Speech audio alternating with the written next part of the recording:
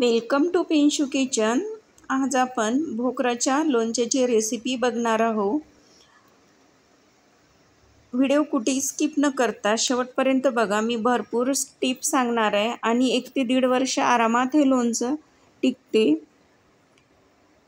मी आता मीठ टाकलेलं आहे पाण्यातनी आणि त्यात असे हे भोकर टाकत आहे। मला मिळालेले भोकर हे ताजे आणि फ्रेश आहे। शक्यतो ताजेच भोकरांचा उपयोग करा।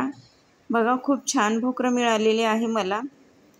आता हे मिठाच्या पाण्यात एकदा धुवून घ्यायचे आहे, त्यामुळे काय होईल याच्यावरचा कचरा आणि चिकटपणा हे निघून जाईल। बघा याचे असे अलगद देठ तुटल्या जाते। अशा प्रकारे देठ तोडून घ्यायचे आहे। मी व्हिडिओ दाखवते त्याप्रमाणे खूप सोप्या पद्धतीने देठ तुटल्या जाते आणि छान स्वच्छ पाण्याने धुवून घ्यायचे आहे। एकदा साध्या पाण्यात धुवायचे आहे आणि एकदा मिठाच्या पाण्यात धुवायचे आहे, त्यामुळे भोकरावर आपल्या काहीही कचरा राहणार नाही आणि चिकटपणा। मी चाळणीमध्ये एक कॉटनचा कापड घेतलेला आहे आणि त्याच्यावर धुतलेले भोकर टाकत आहे। बघा आणि खराबवाले भोकर हे मी काढून टाकलेले आहे।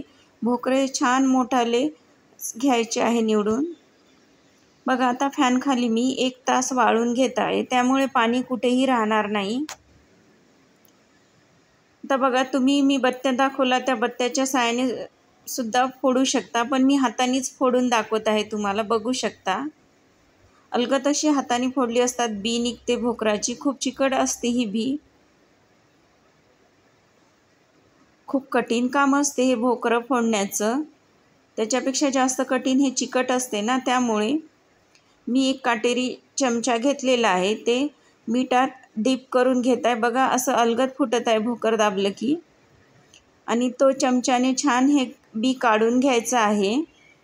असं डीप करायचं आहे मिठातनी आणि छान त्यातला चमचा फिरून त्यातला चिकटपणा काढायचा आहे आणि दुसरा चमचा मिठात डीप करून त्या काटेरी चमच्याला जे चिटकलेलं आहे ते काढत आहे, त्यामुळे आपल्याला हे भोकर साफ करायला खूप सोपे जाते। बघा असे छान निघत आहे आतून। बघा मी अजून एक तुम्हाला हाताच्या साहाय्याने फोडून दाखवत आहे बोटाच्या। बघा अलगद फुटल्या जाते भोकर। बघा मी सर्व भोकर तसेच फोडून घेतलेले आहे आणि हे खराब असलेले काढून टाकलेले आहे। बघा मी भोकर एवढे घेतलेले आहे फोडून। हे रान भाजी म्हणूनही याचा उपयोग केला जाते आणि हे रानात भरपूर प्रमाणात मिळते। आता मी इथे कढईतनी तेल गरम करायला ठेवत आहे। या मापाने मी 2 मापे तेल घेतलेलं आहे गरम करायला। तेल हे नॉर्मलच घेतलेलं आहे, रोजच्या भाजीच्या उपयोगातलं, तुम्ही कुठलंही घेऊ शकता। छान कडकडीत गरम झाल्यानंतर थंड करायला ठेवलं। 1 चमचा मेथी, 1 चमचा जिरं, 1 चमचा सौंफ आणि 1 चमचा हळद घेतलेली आहे आणि डाळ मोहरीची घेतली। 1 वाटी चटणी आणि 1 वाटी मीठ घेतलेलं आहे। तर कढई गॅसवर ठेवलेली आहे, गरम झालेली आहे। जिन्नस आपल्याला छान भाजून घ्यायचे आहे, मी व्हिडिओत दाखवते त्याप्रमाणे।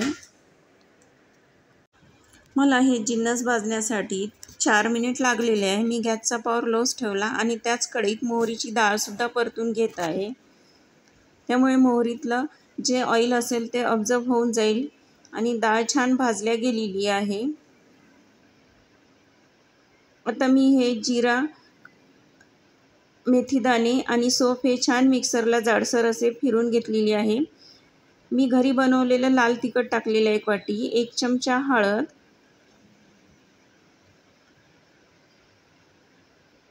आणि 1 चमचा काश्मीरी लाल तिखट कलर येण्यासाठी टाकत आहे आणि मीठ टाकायचं आहे। मीठ हे आता मी अर्धच टाकलेलं आहे आणि अर्ध ठेवून देते बाजूला। मी 2 कैऱ्या मीडियम आकाराच्या खिसून घेतलेल्या आहेत। तुम्हाला जर कैरी जास्त मिळाली तर जास्तही टाकू शकता, माझ्याकडे 2च अवेलेबल होत्या। छान जिन्नस एकत्र करून घेत आहे मी आणि आता ते राहिलेलं मीठसुद्धा टाकत आहे मी। त्यातलं थोडंसं मीठ मी साईडला ठेवून देते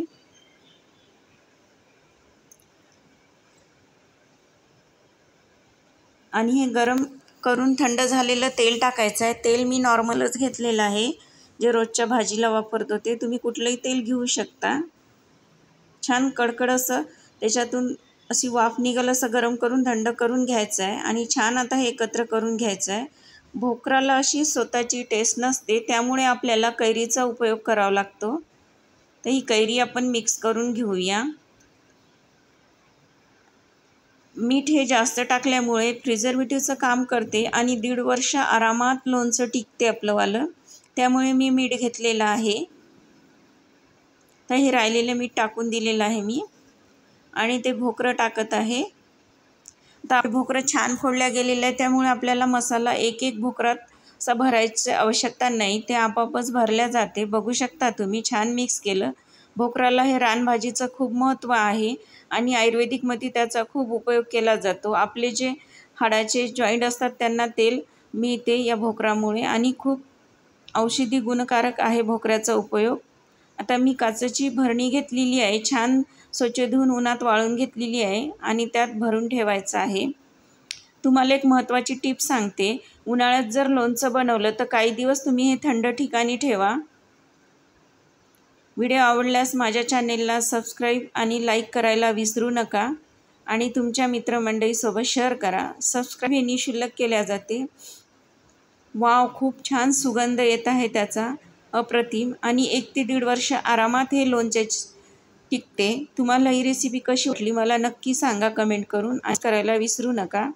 पूर्वीच्या काळी फ्रीज नव्हते, त्यामुळे उन्हाळ्यात बनवलं तरी आपले पिण्याचा माठ असते तिथे ठेवून द्यायचे आणि त्याला ओला कपडा गुंडाळायचे.